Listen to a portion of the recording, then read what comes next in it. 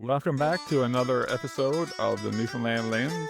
This is episode number 9, and today we got another guest. We have Winsor. He's a birder, and of course our co-host is Corey Babstock, and myself, Michael Winsor. And today we're going to talk about birding in Newfoundland. We have lots of different species here, and Corey and myself is lots of photographers as such, but Ian is more of the birder. So we're going to count on him now for some more education on types of birds in Newfoundland. So I'm going to get things started. What got you into the birding? I used to do it a little bit when I was younger, camping and stuff, and try to figure out what birds are in the trees and campgrounds. But most recently, after I spent 20 years living in Nova Scotia, and about 15 years ago, I moved back to Newfoundland and got back into photography again. And so those two sort of meld together for me. The photography primarily focusing on bird photography or nature photography, not just birds, but other things too in nature. So then I said, okay, I'm going to have to start learning how to identify birds and ones are there, and speaking to some of the more seasoned birders in Newfoundland sort of got my interest into looking at it and trying to be a little bit more precise in my identifications of birds. Yeah, I find birding really cool because, well, with myself, we're more into taking pictures, and for me, it's more of, like the predators, I guess, such as the bald eagles and owls. But I'm coming to more realize the many different types of species we have here, which is pretty cool. Yeah. No, I fought tooth and nail against being a birder. I don't know why, but people would keep asking me on tour, like, are you a birder? And I would say, no, I like birds, but I'm not a birder. Like Michael, I was more into the birds of prey, the big birds, the impressive things, right? Stuff that make you go like, wow. But in the past year or so, I'm starting to edge over that line, I think, from just a bird of prey type birder to an actual birder. I find myself out walking now looking more for like sparrows and cedo-axwings and all these other small things. Like the sparrows, I mean, you could probably answer this, Ian, but I mean, it seems to me there's like 1 million different species of sparrows right here in Newfoundland. And, that's a whole other, you're into something then where you're nitpicking down, looking at the different feather markings. And yeah, that's the stuff. Like the learning curve is huge, right? Some of them are very hard to identify for me. Like I do a bit into it, and I try to figure out. I'm not a huge expert. You've got people like Bruce McTavish and Jared Clark, who are two of probably the top birders in the province. And they, if I have a question on a bird that I don't know, and I've done all the other things we can probably talk about how to identify them, I often fall back and send them a picture and say, is this a whatever? Most times I'm wrong. And they say, no, that's actually something a little different. And so it's a challenge. It's definitely a challenge. To that point, but availing of those experts and I would count you in that as well, because you're quite knowledgeable. The Facebook group, the Newfoundland Labrador Birdwatching group, that's been a huge benefit, to me as a beginner. Like I'll post up what I think it might be, but I'll always ask for clarification if, that's what it's like. For example, I don't know if you saw yesterday, I was talking to Michael about this earlier. We'll probably talk more about this a little later too, but Merlin as a bird identifier. I took a photo of a white-throated sparrow, which Merlin correctly identified as a white-throated sparrow, but it had marked it as rare, which kind of threw me because, even as a novice, I know there's thousands of white-throated sparrows around, but Merlin uses not only location, but time of the year to make its assertion as to what it is. So they're early this year. So it was considered to be a rare sighting because they're early. And, I found that really, really interesting. And, it sparked a good conversation on that group about, how Merlin works. So that was pretty cool. Yeah, Merlin is one of the better apps for bird identification. Also, it can do identification by the sound. Right. So what I'll often do is I'm sitting somewhere and I'll just put on the recorder part of Merlin, and it will start identifying bird sounds. I may not hear them. My hearing is not the greatest. So sometimes I don't even hear the song. but it comes out as, white-throated sparrow or robin or chickadee, stuff like that. And then you can use that plus using the picture piece to help confirm IDs. And it gives you more than one choice usually. Yeah. Say they think it's this, but here's a couple of other possibilities. Yeah, they'll ask, "Is this your bird?" 100%. And then they'll give you a couple of other. You're right. Yeah. When it comes to rare birds and stuff, what's some of the rarest birds you saw visit Newfoundland? Well, probably the rarest would be the Stellar sea eagle, which we Mhm. probably both of us have all seen. And I'm getting inquiries just today about, has it been seen lately and where is it? Is it back? I don't think it left Newfoundland this year at all because it never got any sightings in Nova Scotia or back in Maine. So that's probably one of the most rarest. This time of year is always interesting because when migration starts, especially the European migration, we get a low pressure system that comes up through the eastern seaboard and sits off of England or up near Greenland and Iceland. We'll sometimes get rare birds that are migrating back and forth between Greenland, Iceland, and Northern Europe. They get blown down here quite often. So we'll get things like barnacle geese show up just about every year. We get 3 or 4 along the eastern side of Newfoundland because with the counterclockwise rotation of a low pressure system, that blows them off course and brings them down here. European plovers are often come in at the same time, or Eurasian plovers. So things like that will get a little bit beyond now, just another month or so, sort of May, April, May, end of April, May. Those things may start showing up. So those are among the rarest that I've seen. Now, that's interesting you say that because most of the sightings that I've seen posted, come from on the Avalon area, and I know that a lot of that's got to do with the fact that's where the bulk of our population, human population, is. But you were saying that the prevailing currents and winds and everything, that's where it tends to push them to, is on to the east coast of the island. So that's pretty cool. And sometimes the same sort of thing, you get storm systems coming up eastern seaboard, so you'll get southern United States birds coming in, especially hurricane season. They'll come up ahead of a hurricane. Now, is that how that sandhill crane showed up, do you think? Sandhill, they do show up. That's probably what brought that here. And things like great egrets, great blue herons. Now, the West Coast gets great blue herons quite frequently because they're in Nova Scotia.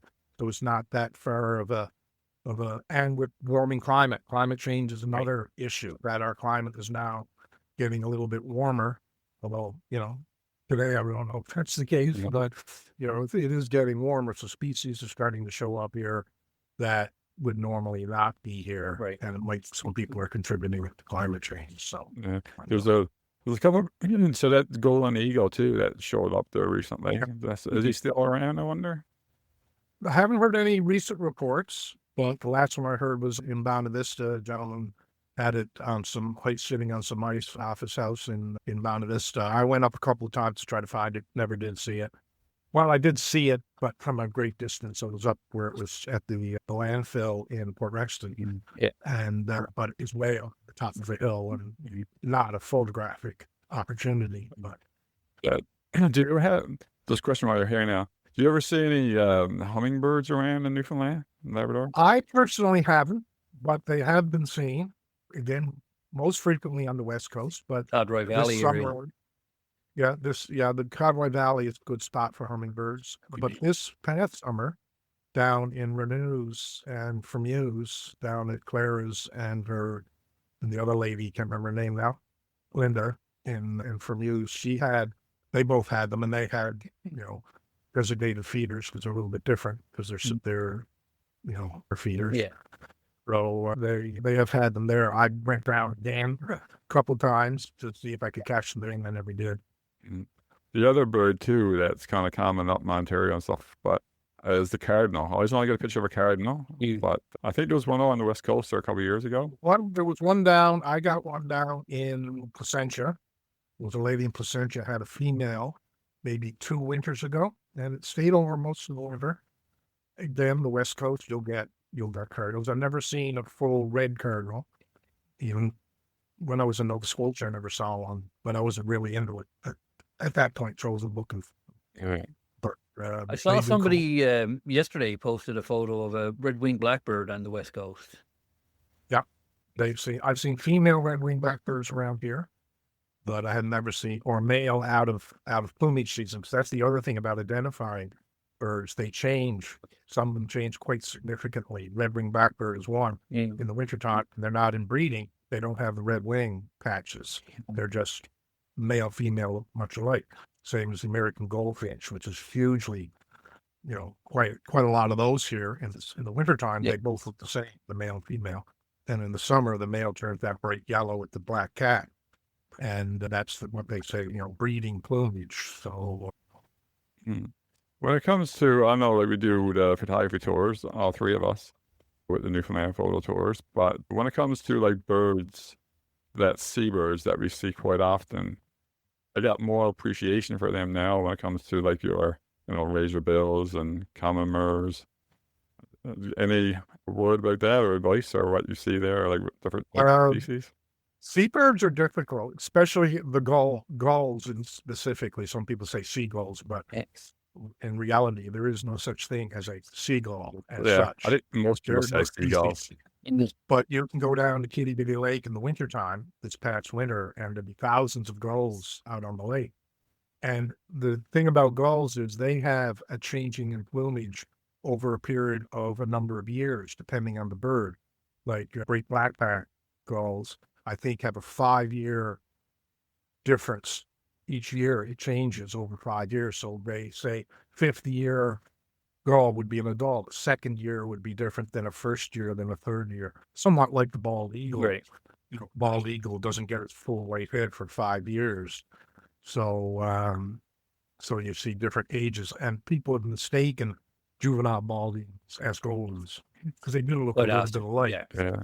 And this one that showed up here, a lot of people were saying, "Oh no, that's a juvenile bald." You But only when had you to got look at his legs, Yeah, those are the little subtle things. Yeah. But those particularly, I still today, I find very hard to.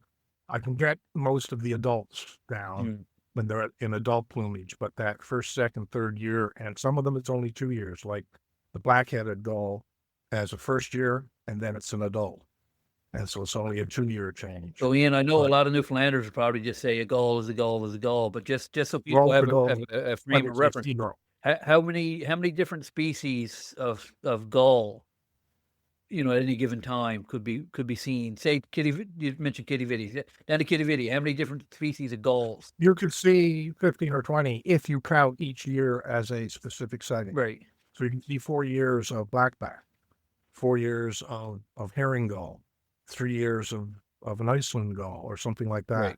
Right. But at one time we had a group down. There was one of the bird, Jared Clark had done a bird identification course. So we all sat in the classroom and he went through identifying them, and then we all went down to the lake the next day, and it was ice, and there were thousands of them out on the ice. And they counted 27, I think, different species on the ice that one day. See, that's what I'm talking about when you start to get into the nuances of birding. Yeah. You talk about the sparrows and you talk about the gulls. Most people just say that's a sparrow or it's a gull, and you don't realize what you're looking at is completely different, species, right? And I do find that interesting.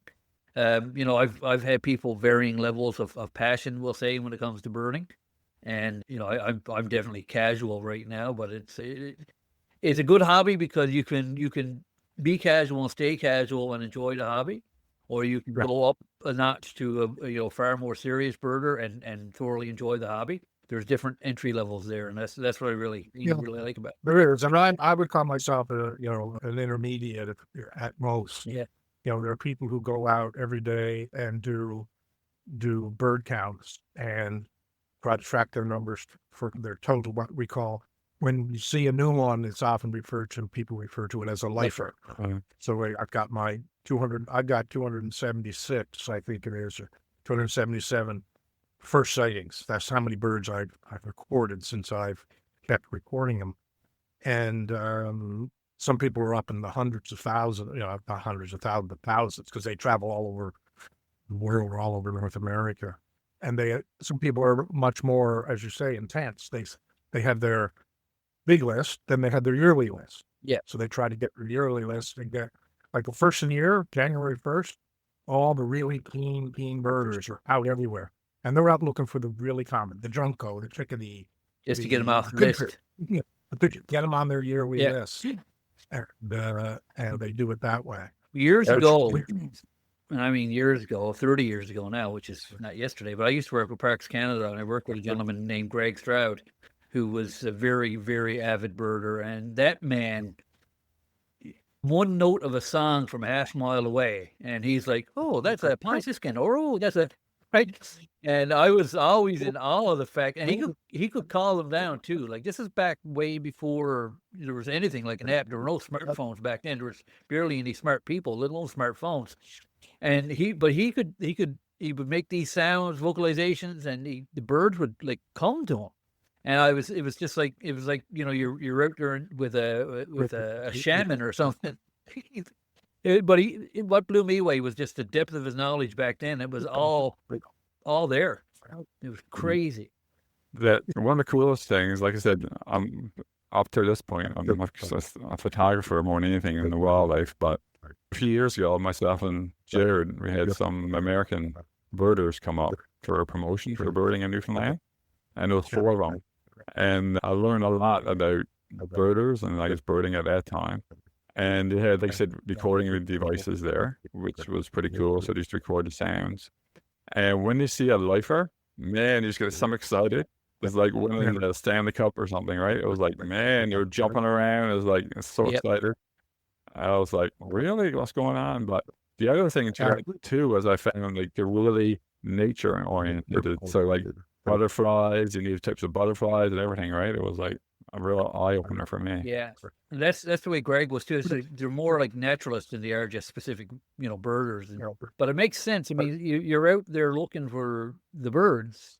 There's so much other things to look at out there. It just makes sense that your interest would expand, right, a little bit. So it's really the thing that I found interesting when I first got into this is why some people come here to look for specific birds, and because they're common here, but they're not so common elsewhere. right. Boreal chickadee is a fairly common bird here, and I was involved several years ago with a osprey tagging program and satellite tracking program back in 2016, 2017. And the 2 guys that came up from the United States to do this, we were up in the botanical gardens, setting up a place for them to weigh them and do all this. We trapped them, the fledglings live, and weighed them and tagged them and put bands on them and all that sort of thing. Yeah. And a boreal chickadee flew in. And the 2 of them did exactly that. They got so excited because they had never seen a boreal chickadee. Well, boreal chickadees, well, let's go. Northern pintail is another thing. People come from Ontario to get a northern pintail or duck. That is quite common now. It didn't used to be apparently here, but it is quite common here. People will come from Ontario just to get a picture or get not necessarily photographers, but birders, just to get a recording, you know, mark off their list that they got a northern pintail. And you can go to Marley Park and see dozens of them, right? Yeah, the puffins were probably what got me into, one of the things that got me into it, because I used to, and I still do, I go up to Bonne Vista area just about every summer. At some point I was going up 2 or 3 times and to go out and get pictures. And I go out at 7 o'clock in the morning and I'm still there at 7 o'clock in the evening, right? Thousands and thousands of pictures. I keep 20 of them, but still. Yeah. And I just love, same with the gannets. I could sit out at Cape St. Mary's for hours and just listen. Some people say they don't like the sound, but I could just immerse myself in the sound and the smell. And just to watch the puffins. Yeah, you don't want that onshore wind for the smell. Listen. When the puffins come over on the shoreline, come over to Neville Island and Elliston, and you can get, I've had them come up, to a sheet sometimes if you're sitting and you're there by yourself or only a couple of you there. It's amazing. Yeah, I find one of the coolest places that we go is out in Witless Bay when all the birds are out there. It's amazing to see, like, I would say millions, but hundreds of thousands of birds just going everywhere. Yeah. It's Yeah, absolutely it's crazy. the bigger Puffin colony in North America, I believe, if I understand the stats correctly. And the common mirrors is crazy the Yeah, amount of food there. these are heralds, What's cool about thick-billed birds. what's cool about the common murres out there, you can really see where they're to on the island because they have all the vegetation stripped out. Like you're going along, you get all the burrows and the puffins, and you get a great big bare patch that's nothing but common murres because they strip all the vegetation out. Then you got another patch of burrows of puffins. I found that really fascinating when I was out on the boat. One thing I learned too when it comes to the birding is the common mirrors. You could correct me if I'm wrong there, Ian, but the eggs is actually not round because they won't roll off the rocks. They're kind of triangle. Yeah, I heard that. Yeah. I haven't had a close look at eggs of murres. No. The other good spot to get them up close is again up and down to this on that I think they call it Bird Island or Gull Island, like fished off. So if you're out on the boat tour, there's a cavern, as you probably both know. I'm not telling you anything you don't know, but you get in within 20, 30 feet of them, and they're just right there in your face. So but I never really noticed the eggs, but I have heard that. So That they Next- don't roll off the cliff.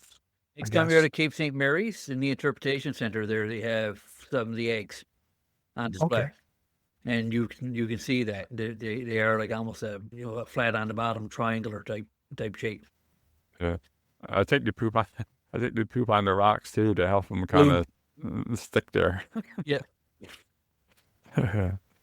But besides us three, we are rare birds. Any other rare birds that's out there?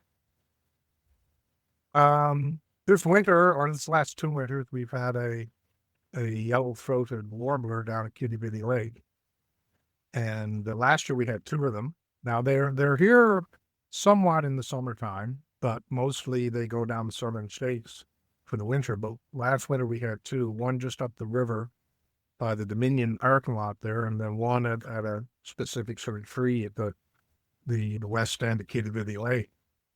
And then this winter, they figure it's the same one returned because there were 2, talk about slightly differences in variety. They were the 2 that were here last year were actually 2 different species, or one is a subspecies of the yellow-throated warbler.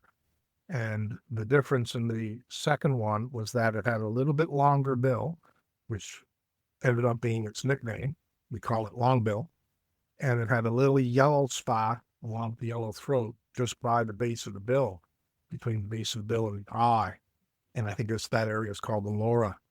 And so that made it a little bit distinctive. And they say that's, I think, a western bird, so a bird that would normally be on the west coast. And it somehow got over on this side. But because it's so different, we figure the one that we're seeing this winter probably the same one that was there last year. Now, whether it ever left the province, nobody knows. It wasn't seen over the summer, but it could have gone somewhere where there was but we put out bird feeders and suet blocks and feeders with mealworms and things like that, and little bowls of jelly, which is what they seem to like. And it survived through this winter. And so that one is still there. I was down there yesterday actually and saw, so it's still here. So that's one of the ones we've been sort of watching over the winter.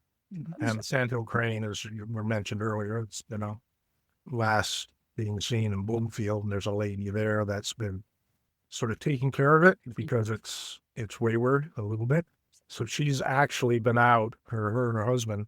She has a piece of property that backs onto the little bay in Bloomfield near Lethbridge, and she's been not mowing but taking the snowblower, clearing the snow off her backyard. She's got about an acre and a half of land, and not all of it, but a big portion. So somewhere for this bird to come and pick in the grass. We haven't had a really cold winter, so it wasn't a lot of frost. So you're still getting bugs and stuff. And she was feeding it a bird seed, and she even got Caitlin and cut it up in little pieces and threw it out for it. So it's, as of a week ago that I was talking to her, it was still there, but it may start to decide to hook up with it. Now, this is not an unusual latitude for them to be in the wintertime. They're seen in the prairies. Yeah. But this far east, I've seen a couple of sandhill cranes from a distance, but this is the one got within, 15, 20 feet of it, your 500 millimeter lens is too big. Go back and get a shorter Right, look. And yeah. right.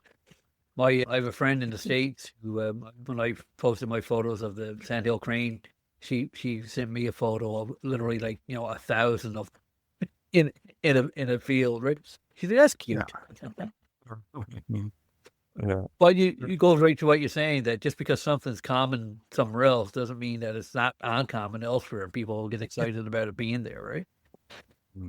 That, like, for me still, probably one of my favorite birds still is the bald eagle, of course. But what are some of your favorite birds there, Ian and Corey? All right, I have to say in the eagles and the puffins, you see the picture over my head at the back of the room there. That's 13 bald eagles on Kitty Vitty Lake at one time. And that's taken from the gazebo shooting over towards the boathouse. And there were 13 of them sitting on the ice in that pit. And there were a couple others further down the lake. And this was probably about 6 or 8 years ago. Yeah. So And that's the most I've ever seen. And so bald eagles, the gannets. I haven't been out the last couple of years due to a couple of issues, but as you all know, the gannets took a big hit with the avian flu a few years ago. And that year I didn't go out because the pictures that I was seeing from there were just too depressing. yeah, And I really didn't want to see a bunch of dead young gannets died either because of the flu or because of starvation because their parents didn't come back, stuff like that. And from talking to the people out there, they, and Bill Matavaki says that area took about a 50% hit in the gannet population. Because the gannets out in Cape St. Mary's, because they're always on the Bird Island there, but they were starting to grow on the sides. And I really saw a big difference when I was out there last summer.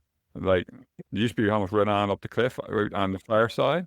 And this year there was pretty, I wouldn't say nothing, but it was pretty slim. And even on Bird Island, I remember like previous years, like the birds was actually touching each other. They're so close. But looks like they had a little bit more real estate this year. Yeah, definitely. Yeah. And pictures I've seen, like I didn't get out this past summer. I'm going to go make every effort to get out this year. I usually try to get out there like 3 times. Get out there early when they first come. Try to get some pictures of them sitting on the eggs, and then maybe 1 or 2 times when the young are growing before they start to fly out. Yeah. So I've been out there as many as 3 or 4 times a year. And a couple of years, there's been other things out there, like other birds, and there's been a couple of times there's been some red foxes nesting or burrowing under the building. I don't know if they've been there last year. Or yeah, they were there last year as well. Yeah.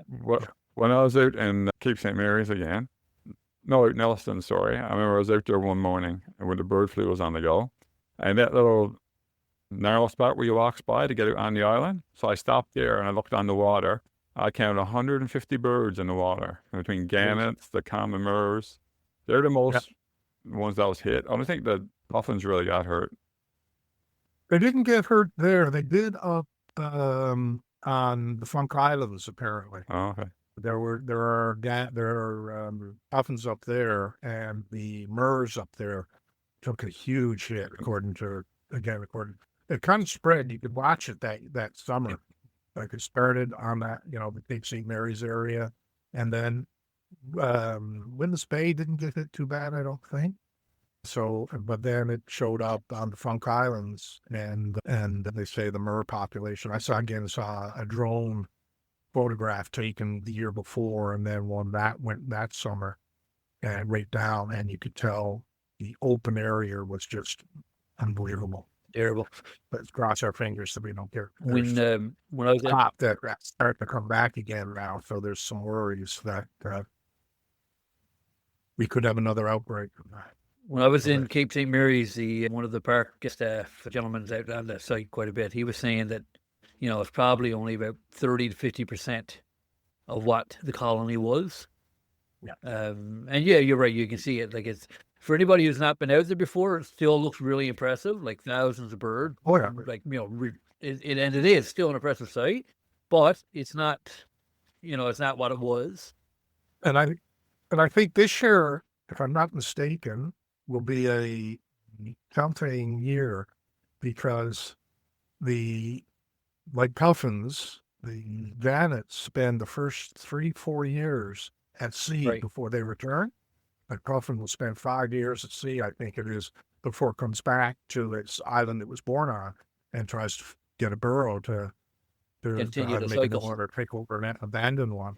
So this year, I think, will be to see how many of the young actually did survive and get out to sea to mature. So there may be an increase in numbers of returning young ones this year. So that's a They should be hopeful back sign. soon, eh? Like the gannets. Pardon me? The gannets should be back soon. They come back Yeah, a there little. should. There's been a few sightings. Yeah. A couple people I've seen out at Cape Spear. I've seen them flying by. What's his name? Chris, the guy at Deep St. Mary's, Chris Mooney, the wildlife officer there. Yep. He posted some pictures of the kittiwakes are all back. All right. Those are the other little white birds that are on the Yep. cliffs there. Now he said no gannets yet. He said a couple, but nothing. And he showed a picture of the rock, Right. and there's nothing sitting on the rock. But they should be back pretty soon. You just got to get back to you were talking about your photo of an eagle. I have a similar one, same thing, 13 to 14 in one photo, but it wasn't in there. It was at Bay Largent. There's a little sandbar out there in Bay Largent area, and the herring were washed in, and we counted 60 plus eagles in the bag, and that's what we could count. And I was saying we missed probably that many again because you couldn't see the immatures that well in the trees, right? We were counting at a distance all the white heads in the trees. But I've never, that for me, my birding career, that was the most exciting thing I'd ever seen, to have that many bald eagles in one spot. I'm lucky here in Clareville. The bald eagles have really, I joke to my wife all the time, the bald eagles have given me a reason to get out of the house every day this winter, because they're, established quite well here in Clareville, and I know where they are, and I know where to go look for them, and they've given me a great photographic opportunity and a chance to get to know them. And, I do know them now. I know, like, the male that's here is extremely skittish. If you get out of your car with your camera in your hand, he's gone. Right. The female that it hangs out with, she'll almost land on the bottom of your car to have a look at you. Their personalities and their behavior is so different. And that's what I really appreciated this winter, was being able to spend, days with them, like every day. And see if you get that repeat behavior, and so they've been easy to say. Bald eagles are my favorite, just because they're massive, they're big, they're cool, they're interesting, and they're available. We were reading Canadian Geographic magazine and stuff. I found a kind of funny tidbit that bald eagles is the American bird, but 60% of all bald eagles actually is in Canada. Yeah, West Coast, like BC, especially Vancouver Island, is covered in them. Like the last time I was out in BC, I couldn't believe it. Was almost like that, in Bay Largent, where there's so many of them. There's a Eagle River, go figure. But when the salmon come in, of course, the eagles are there ready to feast. And when you're walking and looking up, like every tree has eagles, and it's amazing. Mm-hmm. So you were asking earlier about my favorite birds. I have to actually put on the top of my list is the osprey. Yeah. I forgot about that one. Probably because I was involved in that bagging process for 2 years, and I got to be like this close, holding one in my hands while they put a band on its leg, right? And they are, and they should be starting to come back middle of next month, middle of April into early May. And I spend a lot of time in their 3 or 4 nesting sites that are around the city. Yeah. And down at Trepassey. Trepassey has one of the best, actually, observations of ospreys. So they're such magnificent. Just to sit at Virginia Lake and watch them hovering and diving for fish, and they're an amazing bird. Their talons are so big, man. Yeah, Clark's Beach area, just their Clark's Beach, and same thing. Just sit there and just watch them hover and drop, right? Trying to get that magic shot all the time, with their talents just hit the water, right? But that's you talk about a lifer, that's a lifetime shot, right? So, what's some of your top birding locations in Newfoundland? Pardon me? What's some of your top birding locations? Virginia Lake, believe it or not, for ducks and things like that, for waterfowl.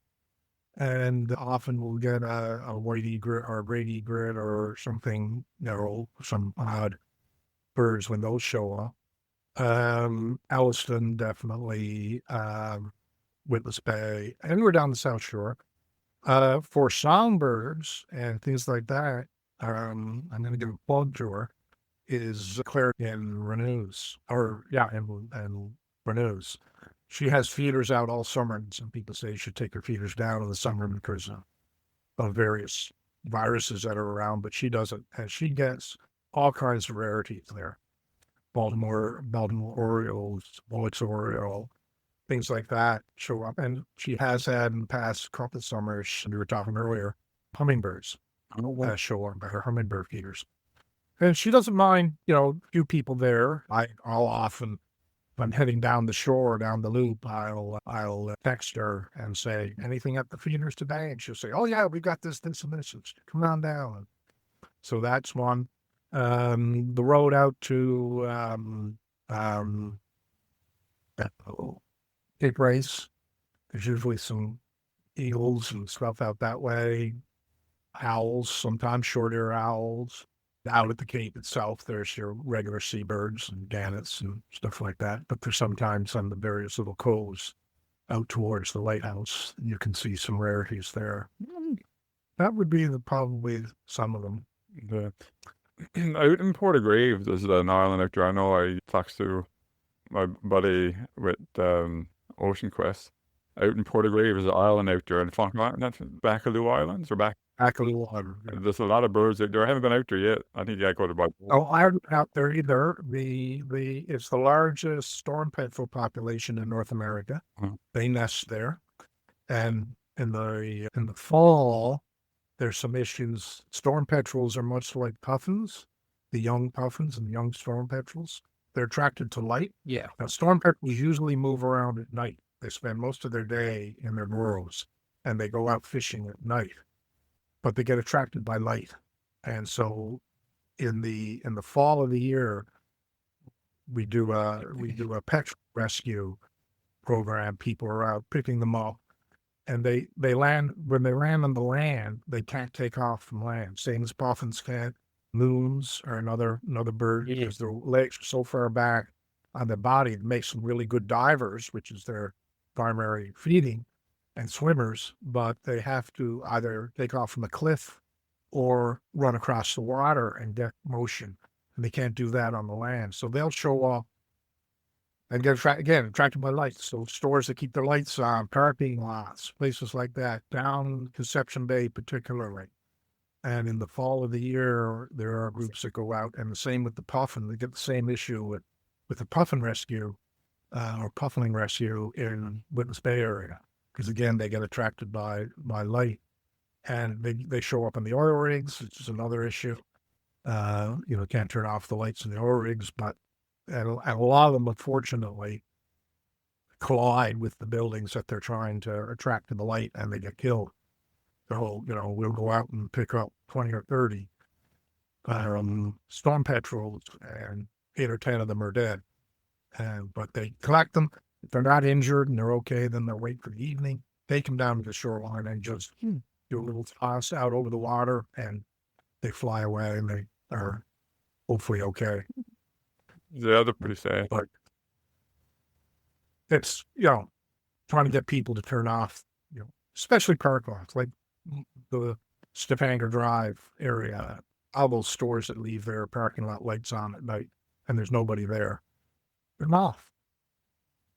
You're saving money. Yeah. Good for you.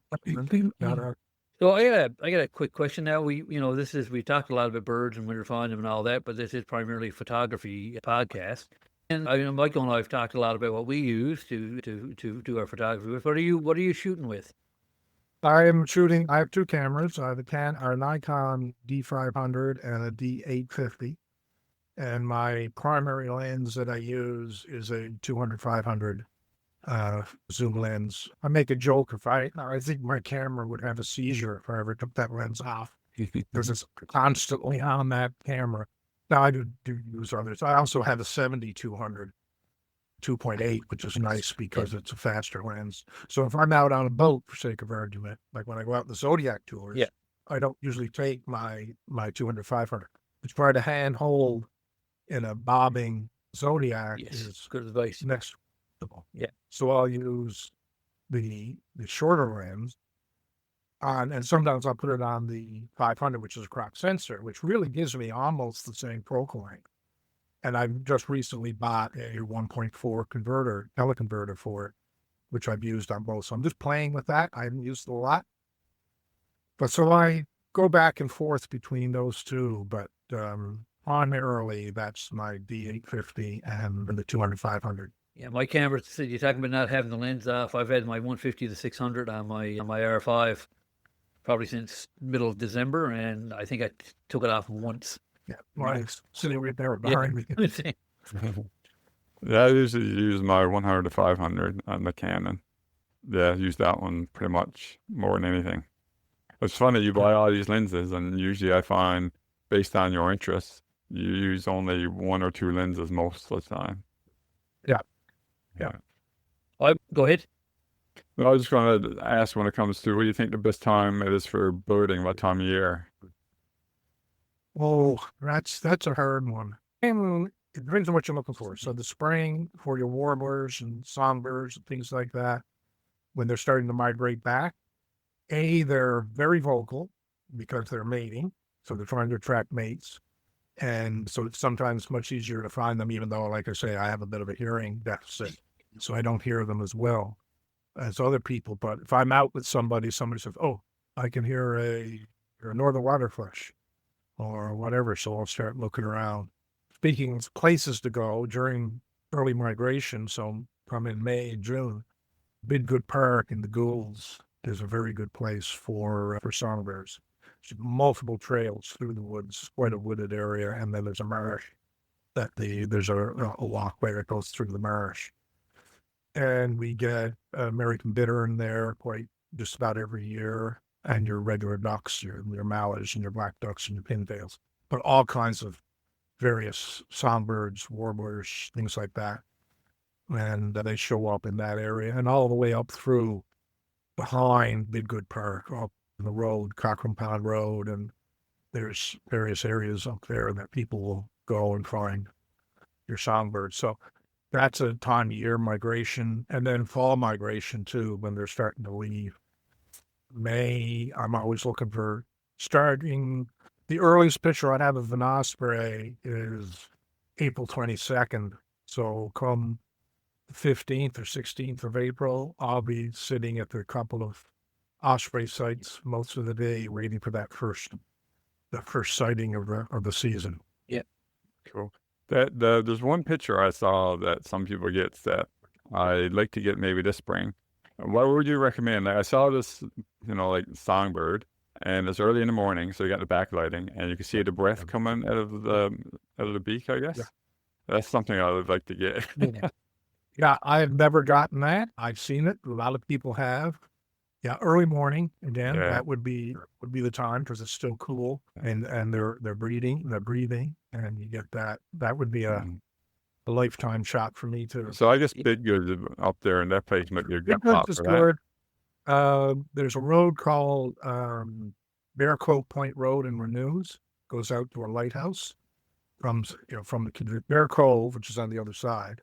But there's Bear Cove Point Road, and that road out to that little automated lighthouse that's out there. Along that road, we often get, various warblers and things like that.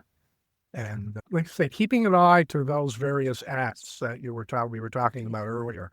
The Facebook page. There's a couple of other ones. There's a WhatsApp chat group that if you can get on that, they will post rare sightings. There's also one called Discord. I don't use that one too much, but it is another where people will put up rare sightings or sightings. Some of them not rare. Some of them are just, first time of the year, or anybody who's seen whatever, an osprey for Sigurd. Right. So those are other tools that you can use to keep aware. There's various Facebook pages too. There's the birding one, and there are others. And So The other thing too is when it comes to not just the bird itself and finding a location, is in the spring when it comes to actually getting the sun, as another yeah, rare Yeah. thing. yeah, yeah, So it needs a lot of things to line up in order to get that shot. yeah, absolutely. So that's why it's so rare, right? Well, everything has to fall right into place for you perfectly there. Yeah. When it comes to any different, I guess different bird activity and how to do it change between the spring, summer, and fall, anything you see? I guess like the puffins. I can't think of anything off the top of my head. Right? So I guess in the puffins, for example, in Yellowstone, when they come first, they're all busy collecting grass, I guess, for their nest at the beginning of the season. And then I guess they have their offspring, I guess. And then I guess they're busy then just getting fish back and forth, eh? Yeah, capelin season. Obviously, you want that classic shot of Yeah. the beak full of capelin. I have still yet to get a really good one of that. Well, a few last year, really good. But Yeah, I've got a few, and yeah. So their activity. It's the same with the ospreys. If you know their habits, so the ospreys will arrive here, like I say, late April, early May. They start to rebuild their nests because they're like the puffins. They always come back to the same nesting site, the exact same nest every year, unless they don't survive the migration. They don't come back. But we've had the same pair of ospreys on the Snows Lane nest for 6 or 8 years now. One of them passed away, but then they have a new mate. So you watch for them, they're building their nest, and then it's difficult on most osprey nests to see into the nest because they're high up. But once you see one of them sitting on the nest and not moving, and the other one either bringing a fish to them or coming in, and then they replace each other, there are eggs on the nest. right. So if you can track when that happens, then their incubation period is about 31 days, 31 to 35 days.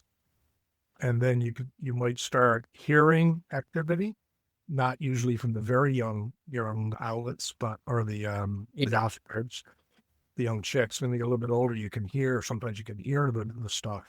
The advantage of the Snows Lane nest, though, is that it does have a webcam on it. And you can log into the Newfoundland Light and Power. They manage the webcam. And so you can see the progress of that. So you're watching them grow and grow and grow. And then as they get big on the nest, especially if they are lucky enough to have 3 fledglings or 3 young before they fly, the nests get pretty crowded. And then they fight over the fish that are brought in for them sometimes. And as they get older, they will feed themselves. And then the next thing is waiting for the first one to actually take flight. And then they start moving around a little bit around the area, and then they move a little bit further. And then their migration back down south, which usually happens late October, early November, they're gone back down south. And then they're gone until next year. Yeah. Do you have any tips like for spotting and photographing birds without disturbing them? Because I know there last year out in Yellowstone, there was some picture going around on CBC of some kids trying to actually touch the puffins, which is, But any advice there? Everybody scares me with kids. Yeah. I have seen parents with kids and strollers right up by the edge of the cliff. And we try to tell people to stay back, and you guys probably already done this yourselves. Keep back a little bit, then they will come over. Now, some people just ignore them, and they'll just go right up and pick up their cell phones or their cameras and start photographing. But a couple of times I had to just almost walk away. I was afraid some kid was going to fall over the cliff. And they fall over that cliff, they're dead. Right? There's just no getting them back. Yeah. Cape St. Mary's is like that too. Like I've seen people go right up there. There's a reason they have those posts in the ground saying don't go beyond these posts, right? But people going right over to the edges. Terrifying. Well, I had those American birders. I was up there. There was one guy, right on the very point where he gets to the bird island, there's a rock that's hanging over the side. Yeah. With a line on that rock. I was like, man, I had to tell the people that it was kind of looking like I'm panicking just thinking about it. You're going to have to get this guy back in because if, it's just, you don't want any tragedy going on here today. Yeah. But I'm thankful to a little bit that I have a little bit of a height phobia. doesn't react every time I get near the edge of a cliff, but it does usually. So it keeps me back, Yeah. and it forces me to stay back. But when I see other people, especially, if I have a group that I'm with, you almost feel responsible for them. And they are adults and they make their own decisions, but you hate to see somebody fall over. As you fall, I you're not always, coming back. whenever we get to one of those sites, like either Elliston or Cape St. Mary's, I always, before we go out, I make a big show of changing my hat and saying, I'm putting my boss hat on now for like 2 seconds. You do not go near the edge of the cliff. Right? Your cameras are very expensive. You don't want them to drown. Yeah, and most of some of the people that do it are people. That's a criticism. We're going to talk a little bit about ethics of photographing, which we can talk about. I don't know how much time we have, but we all are using relatively long focal length lenses, and I've had people with 500 millimeter lenses wanting to get within 10 feet of a bird to get a picture. You don't need it. No. Unless you don't know what you're doing as far as post-processing and stuff, you can, you don't need to get. That's why you got the telephoto lens. So you don't need to get up close to them. Let them come to you. Like Elliston, I just sit on that little rocky knoll there. And I got really mad one winter. I was down at Kitty Bitty Lake. And there was a fairly big population of eagles flying around. And there were people out there, fairly well-known nature photographers and birders, throwing chicken parts out on the ice. They go, is it any different putting up a bird feeder to attract birds to your backyard? Yes and no, but, I find that a little bit unethical, and it's the same with foxes. We're talking about birds, but, other nature photography, people who put out food to attract foxes. The saying is a fed fox is a dead fox, and most of them end up getting hit by cars or don't lose, but they get less dependent on their nature hunting and rely on human feeding them, and it's not a good thing. Yeah, when it comes to the foxes, I was out in Bonavista Vista. Two stories is that once I was out there and just with the family this time, and someone had a box of honeycombs poured in the middle of the road over the top of a hill for the foxes. I'm like, first, what do you feed them honeycombs? And at least don't put them in the middle of the street on top of a hill, It's like, man. Yeah. And the other one is I was there once taking pictures of, the young foxes. And people showed up with Mary Browns and just threw a big Mary for the foxes to eat, right? It's like, man, they have no idea. That's everywhere. Like, again, when I was on the West Coast out in my Port Schwa, going out to the lighthouse, there's a lot of foxes on the road to the lighthouse there. And one came up on the side of the road when I was on my way back. So I pulled over my car and I got out of the car and walked around the back because I was going to get a nice photo of it on the rock. By the time I walked around the car, there were like 5 foxes lined up, looking at my passenger window, waiting for the passenger window to come down for food to come out of the passenger window. And once they realized that I didn't have food, I just had a camera, they started to move off. But you had 5 of them lined off, just looking up at the I've had the same thing happen. Speaking of Signal Hill, when we get foxes on Signal Hill, of course, a lot of people up there, people are feeding them. They don't need to, right? Even the signage is there, don't feed the foxes, and big stories in the news of them having to go up and trap them and relocate them. That's not good for the fox. Did you catch the pair? Foxes that are some reports of foxes that are relocated tend to not survive. But they get them out of there because they're a danger to the public, they're a danger to themselves. And, how many times? Well, the one in Elliston for several years, one that had the bad leg, female that was obviously hit by a car at some point in time, probably hit by a car, not killed, but had a damaged leg. Now, she survived several years and had 2 or 3 litters after that, but still, it bothered me. Some people, again, a lot of people debate other ethics about birding and do you use an app to simulate the bird call to try to attract in birds? And there's a bird call that somebody developed called the mobbing song. You've probably heard, and it's a bunch of different birds that actually are might have been told, there are birds that was recorded, birds that are in distress. So they call out their distress call, which will attract some of the others. And sometimes, various times of the year, they said don't use bird calls to attract birds. You confuse birds in breeding season, or you stress them out if you play a bird call. And this is my territory. This is a water thrush. For take an example, and he hears another water thrush that's in my territory. It actually stresses them out. Yeah. And so you've got to be careful about when you use these things, or some people say don't use them at all. So there is an ethical debate about those things to attract birds to be closer so you can get a perfect picture. So the other thing too that some people use is drones and stuff in certain areas.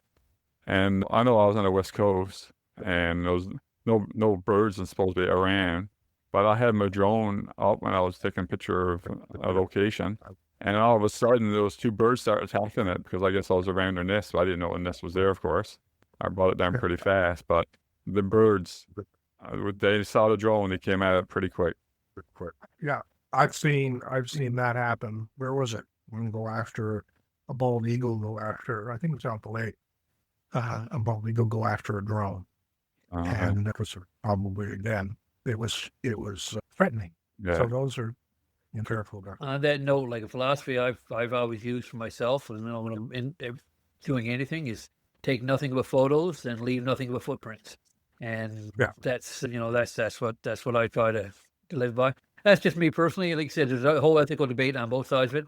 I'm not interested in the debate. I just know this is what I do for me. Right. Yeah, like I said, we try to keep nature and wildlife like it is, or don't want to disturb it because we want to keep it there for future generations and stuff too. Yeah. So with that, I think we've been up an hour there now. Think we're good for this episode. Maybe we'll do another birding one later. And of course, thanks to Ian and one of our guides. My pleasure. Coming to Newfoundland looking for birding itself, then we do have an expert here. Macaulay is getting more knowledgeable, but of course it's always good to have someone on the team that really knows a lot about the birds and things. So the other thing there now, Corey, if you want to go ahead and give out a little spiel about before that, I just want to say that thanks to Ian again for dropping by. And you were saying I'm getting more knowledgeable. I'm only getting more knowledgeable because there's fine folks like Ian out there that's happy to share their knowledge, and as a community we grow together, and that's always a nice thing. So you can find us anywhere you listen to your podcast, Spotify, Apple Podcasts, any of the major podcast carriers, and of course once Michael is done working his magic on the edits and making us all look better and sound better, you'll find us on YouTube as well. And if you're interested in coming by and visiting our fine province, NewfoundlandPhotoTours.com, reach out to Michael. We'll be more than happy to take care of you. Yeah, so thanks there, Corey. And again, Ian, thanks a lot for giving us one of the good things about the podcast. And when I have guests come in, always learning new things and all that. So anyone wants to join us this year or talk about birds, or anybody got any questions, definitely leave a comment on YouTube or wherever. And as you always say here at the end of our podcast, keep your eyes on the horizon and your heart in Newfoundland. See you guys. Thank you. Bye. See you next time.